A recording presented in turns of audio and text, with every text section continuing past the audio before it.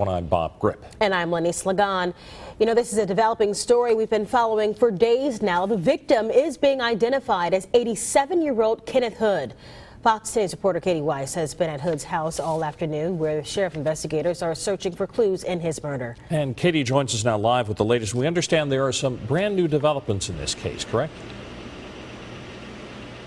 Yes, that's right, Bob and Lenny. What we know right now is that the victim's son, William Mitten, is being detained currently as a person of interest in this case. We're actually told that Baldwin County Sheriff's investigators are on their way up to Millbrook, Alabama, that's near Montgomery, to go and interview Mitten about this murder investigation. Now, officials say the victim's wife's minivan was missing from this residence earlier today, and so officials were able to locate the minivan at the residence up in Millbrook, and that's where they found both William Mitten and the victim's wife, Kenneth Hood.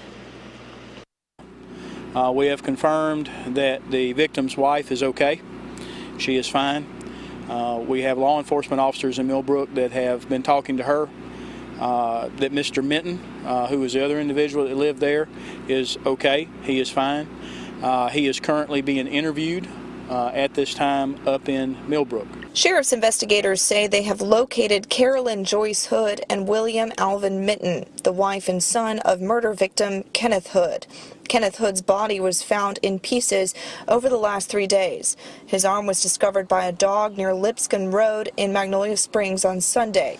Then, yesterday morning, Hood's torso was discovered in Weeks Creek near County Road 26. And last night, the rest of his body, including his head, was discovered in the water by the bridge over Nolte Creek on County Road 26. Investigators say one of his feet is still missing. Officials say cadaver dogs led them to find the victim's head. Sheriff's officials say the victim's wife and son are being interviewed, and investigators are not sure yet of their possible involvement in the murder. Individuals' involvement in this, I cannot comment on at that time because I do not know.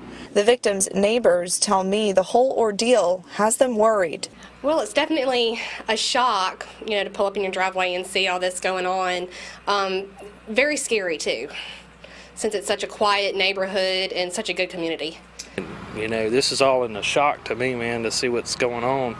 There's no telling what it is, Mm-hmm. It's kind of making me nerve-wracking, that it's something happening in my neighborhood, and I got small ones in my house. In the meantime, officials continue to search Hood's home to find any evidence that can lead to his killer.